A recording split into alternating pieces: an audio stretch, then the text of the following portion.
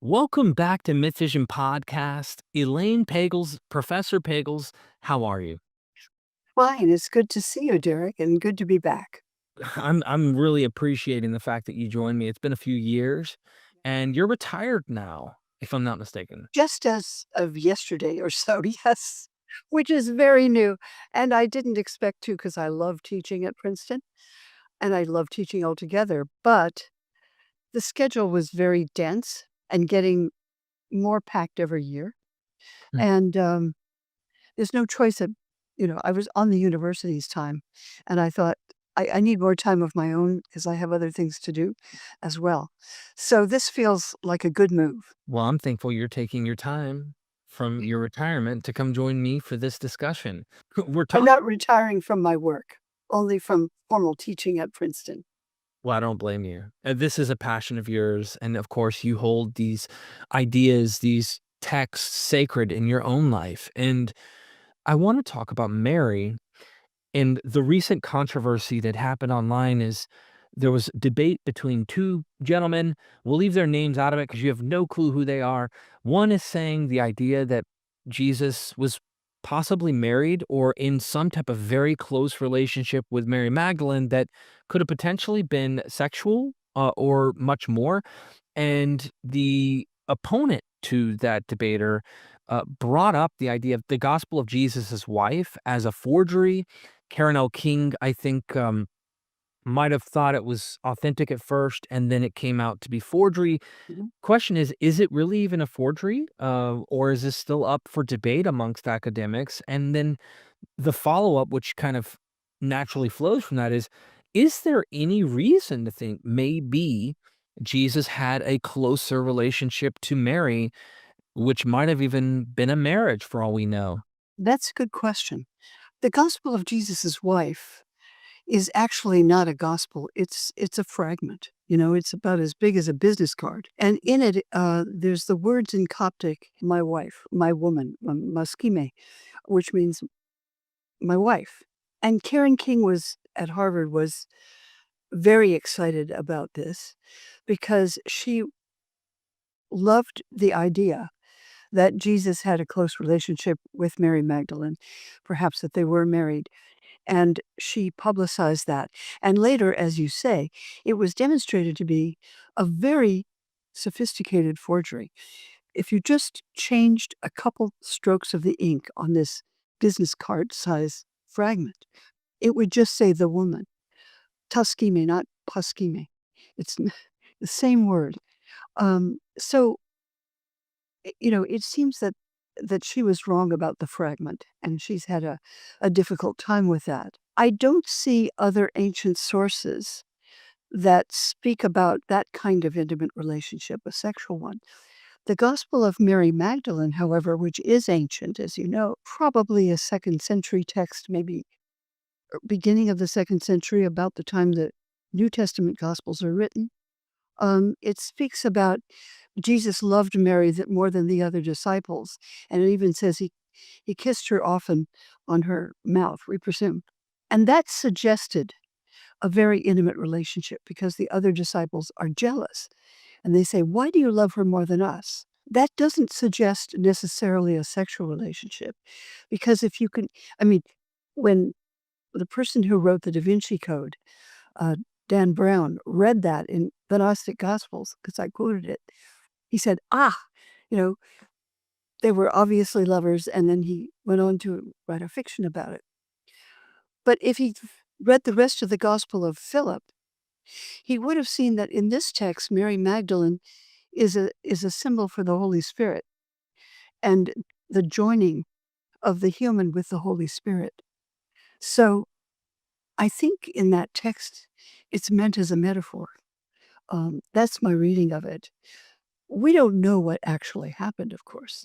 Some people point out that if Jesus was like any other rabbi, he would have probably been married because that's always been the rule for rabbis in ancient times, as it is now. That's an interesting observation. Is the kissing of the lips even potentially something more esoteric? I recently am writing an article, well, not an article, but I write like these long scripts to prepare for my documentaries, and they get into the weeds of interesting ideas. And I'm starting with baptism, and I'm realizing, hold on, this isn't just a Jewish kind of idea that mystery religions all have these initiatory forgiveness of sin ritual purification before entering into these levels. And I know this is kind of derailing off of Mary here for a moment, but the feminine divine being incorporated in somehow, and Sophia and wisdom, and at one point, Asherah, right? You go far enough back. The question then becomes, is this a mystery religion of some sort? And I'm beginning to think there really is something to this idea. Of course, it's unique, but it has these layers of wisdom and insight for those who are able, that are in certain levels amongst the Christians. What are your thoughts about this idea? Well, I think it's interesting because there certainly were levels of initiation in certain Christian groups, and those who went on to the secret gospels, unlike the public gospels of the New Testament, which talk about Jesus talking to what he spoke in public, reporting what he spoke in public, the secret gospels claim to tell you what he taught in secret. Now, you would have to be initiated. The Church Father Tertullian said they had a 5-year initiation process before you could enter into the secrets. The Gospel of Truth suggests to me that it was done actually for Christians joining the faith on Holy Saturday, the night before they're baptized. They pray all night, as Christians did in antiquity, and many still do. They have a vigil all night, and in the morning, they're baptized. That's the time, that the one time they would baptize Christians. And the Gospel of Truth speaks about that, and it speaks about kisses. And if you know ancient Jewish tradition, people kiss, usually on the cheeks, in rituals, but who knows? There's also, I don't know if you know the wonderful writing of Apuleius, the Golden Ass, Mhm. On in ice with Isis? chapter 11, in which the initiate, which is the author, describes his initiation into the mysteries of the goddess Isis.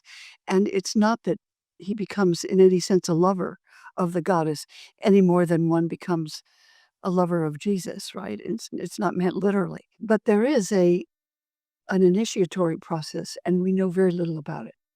Wow. One little comment about that, the whole baptism, which we know adoptionists, we like to call them adoptionists, would practice. I think it was also not Ignatius. It may, one of the early church fathers, it may have been Ignatius, who commented about the early Basilidians, and they practiced on the night of the 5th, early morning to the day of the 6th, this epiphany of Jesus with his baptism. And of course, they imitated through these initiatory kind of salvific processes of getting practicing what Jesus did through baptism. That day, I found an interesting connection with the 5th of January, day of the 6th, to uh, Pliny the Elder, who actually points out that this is the same day that the Epiphany of Dionysus is celebrated, and they actually have a festival on the Nones of Janus where the Epiphany of the god appears, and these streams, depends on the source. Sometimes it's springs, sometimes it's fountains, sometimes it's creeks and rivers and things like that, transform into wine. And then you get this interesting gospel we call the Gospel of John, and it has this wedding at Cana.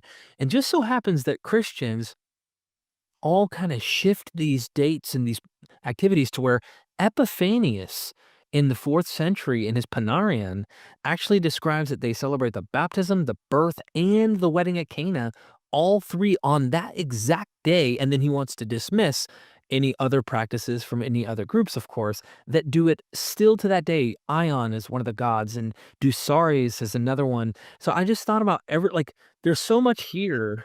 I'm like, I love this stuff. I just love it. Well, I more often think about the Jewish background of the Gospel of John, in which the the scene at Cana is understood as the transformation from the teaching of Jacob, the well of Jacob, what came out of ancient tradition, and the transformation to the better wine, which is the teaching of Jesus. And that could be connected with the view that Jesus as Messiah would join with his bride, which is Israel. I mean, that's still in Kabbalistic Jewish practice. Right. The Shabbat is the meeting of the Lord with his bride, which is Israel. And it's acted out by rabbis who that night join with their wives to celebrate the mystery of Israel joining with the Lord. So there's a lot of symbolism, Right. and it's played out differently in different groups. It makes me think so much, Elaine, about the kind of competitive nature, but who are they targeting? And I think it's a mix of both. And I think there's something interesting about Christianity to me is that both worlds are, I think, being targeted in some way, whether it's competitive, whether it's complementary, in some way, using the kind of philosophical idea of mimesis, imitation of other cultic figures, whether outside of the Jewish world, definitely within the Jewish world. And I think to myself, like, eat my flesh and drink my blood, right? That seems to go beyond the typical boundaries of Judaism, yet Totally it forbidden. exactly. But it also is incorporating these ideas that early what we call Gnostic sects, correct me if I'm wrong, by the way, um, they adopt these ideas and then like rework them into their own movement, their own philosophies. And of course, the heresiologists condemn them outright. But I personally find more beauty in the idea that they saw Christ fulfilling much bigger than just Jewish prophecy, but he fulfills almost like, yeah, you're going to see these models and imitations of other characters like Justin Martyr describes, just like the sons of Zeus. But rather than poo-pooing them, they say, no, no, no, he's the fulfillment of them as well. Like it's a bigger picture and it's not necessarily always us versus them, but much more adopting rather than condemning the broader world. They saw the mysteries of Christ in the mysteries of Attis and Dionysus and found a way to, I would say, syncretize, if that makes sense. Well, that's a possibility. I mean, Justin says these are just imitations of the truth that we share.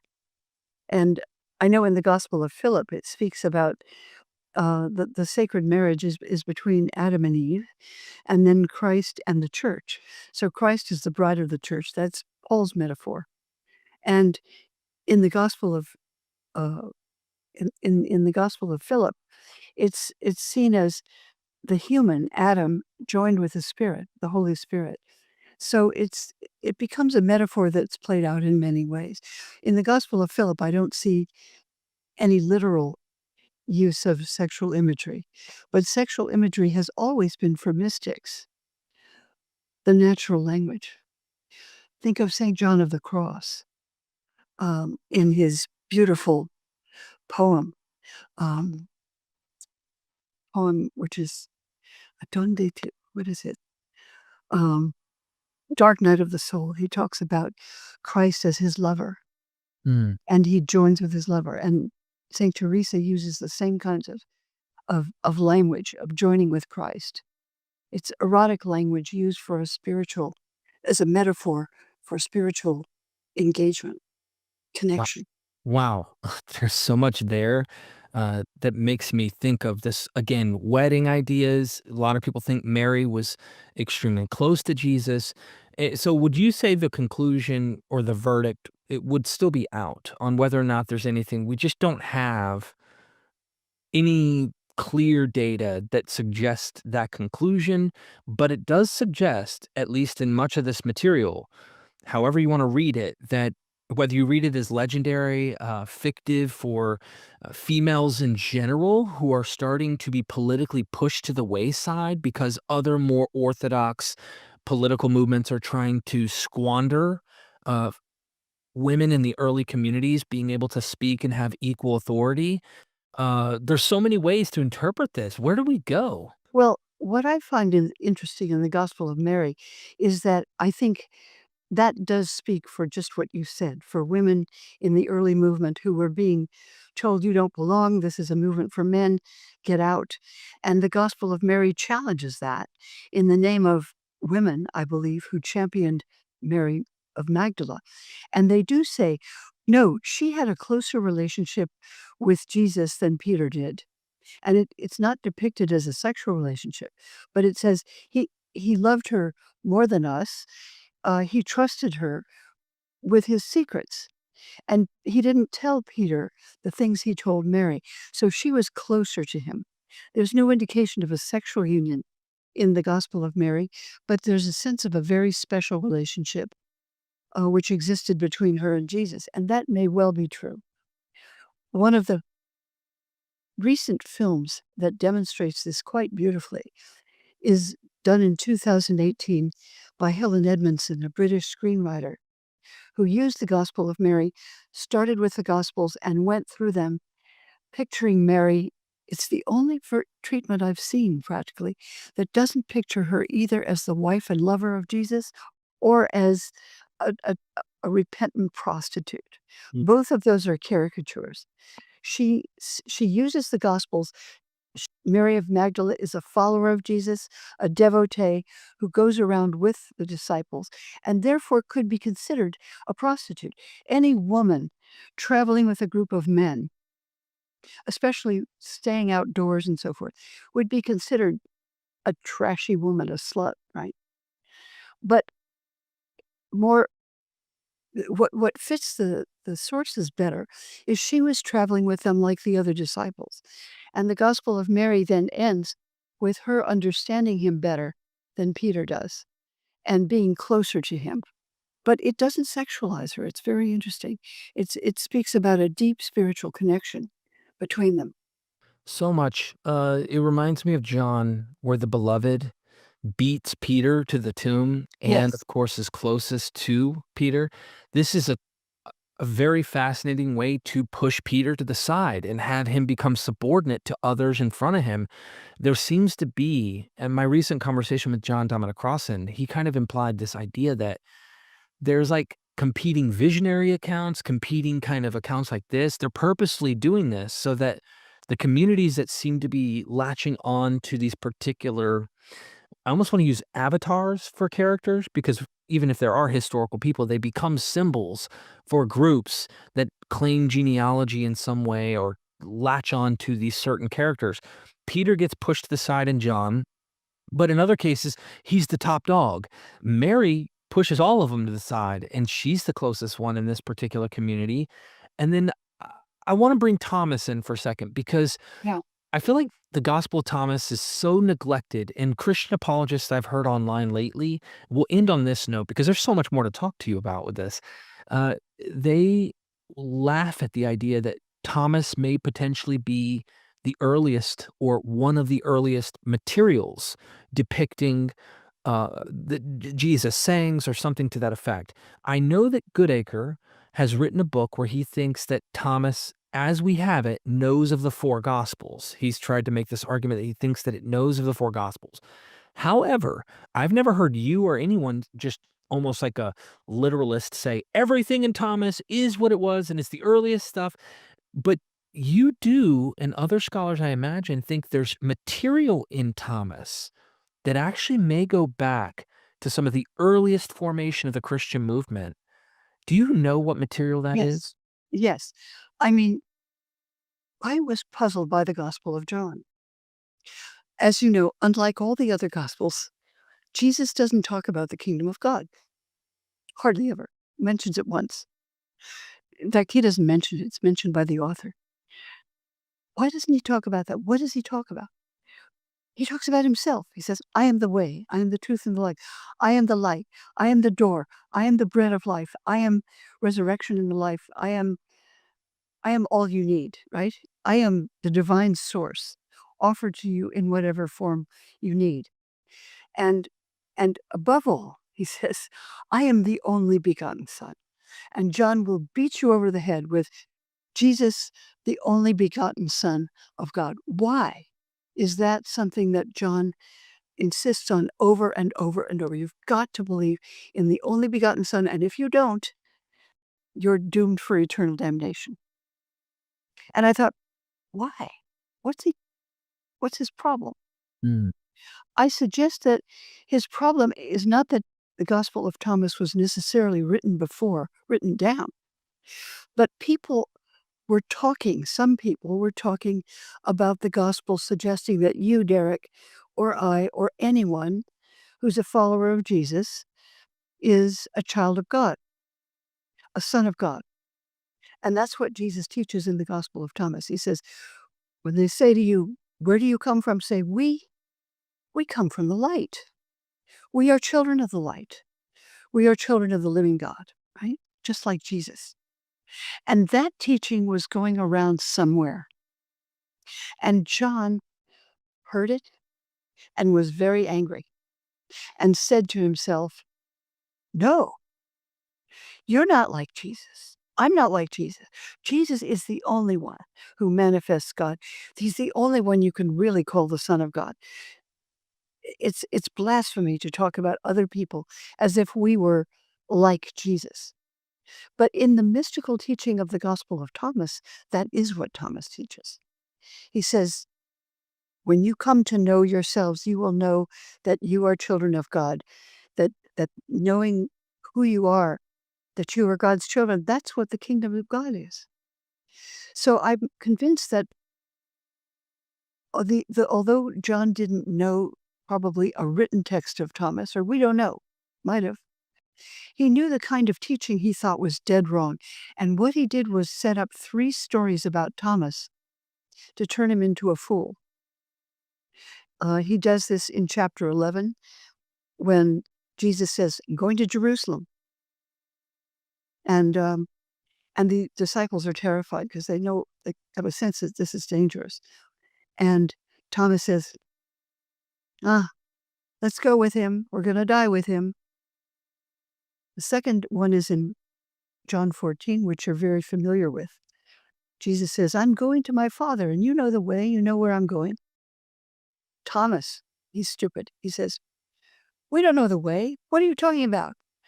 We don't know what you're talking about. And Jesus says, Thomas, I am the way, the truth, and the life. No one comes to the Father except through me. You can't get there without the only begotten Son. Did you get that, Thomas? And the third one is where Jesus appears to the 11 disciples. And guess what? Unlike in the other Gospels, John says, oh, yeah, but Thomas wasn't there. He wasn't with them when he came. And when they said, we saw the Lord, he said, I don't believe it. So he's stubborn. He's foolish. He doesn't get anything.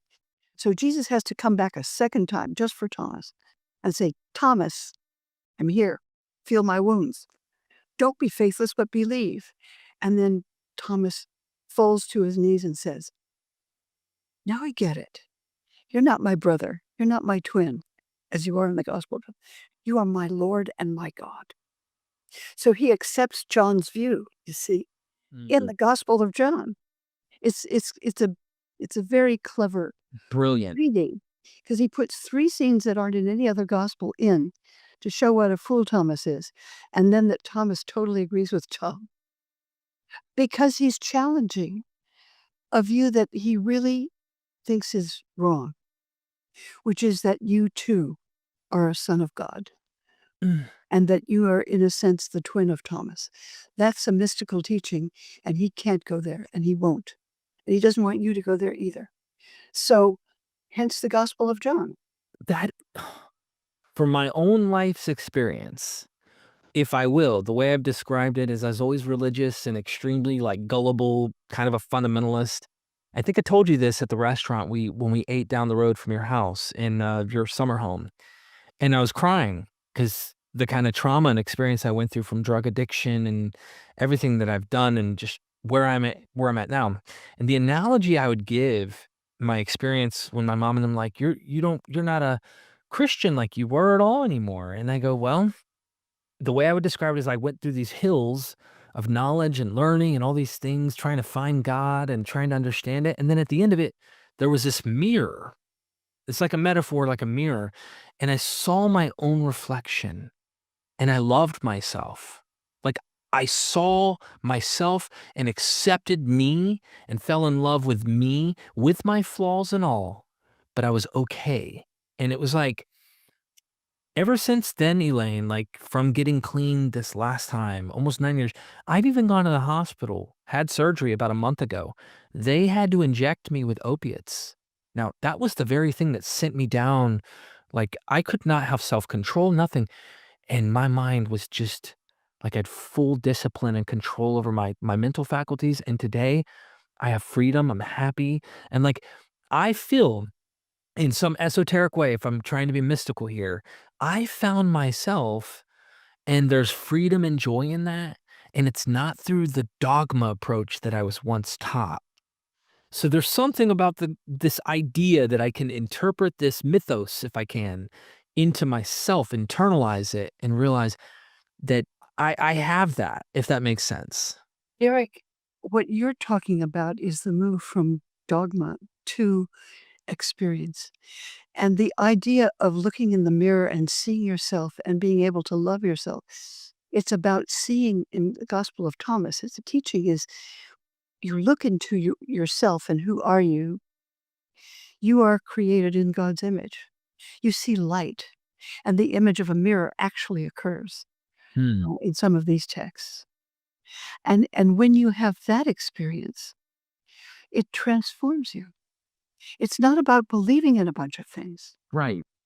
It's about a deeper sense of recognizing that you're created in the divine image, and that's a beautiful image. Hmm. And and and that every human being has that potential. I recently went to a prison in Nashville, Tennessee. Somebody I know, a minister, was teaching a course on the secret gospels on death row in Nashville maximum security prison. And he said, the members of the class asked me to come. So would I come? And I said, yes. So I went down there. My husband and I went together, and a couple other people went into the class on death row. And I felt I had something to offer, to say that